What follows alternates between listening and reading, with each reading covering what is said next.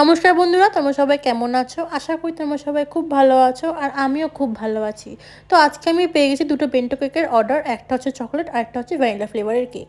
আর এটা হচ্ছে এখন চকলেট ফ্লেভারের বেন্টো কেক। তো যে এই অর্ডারটা দিচ্ছিল সে আমার একটা বান্ধবী, সে বলছিল কেকের উপর যেন প্রচুর প্রচুর করে চকলেট দিয়ে দিই আমি। তো আমি এখানে চকলেট গানাশ দিলাম, এরপর আমি এখানে চকলেট দিয়ে ড্রিপিংও করে দিলাম। আর তারপর আমি এর উপরে চকলেট দিয়ে আবার একটু ডেকোরেশন করবো। তার মাঝখানে এইটা হচ্ছে আরেকটা ভ্যানিলা ফ্লেভারের বেন্টো কেক। তো এটা বেশি কিছু ডিজাইন নেই, খালি লিখতে বলছিল হ্যাপি বার্থডে স্যার।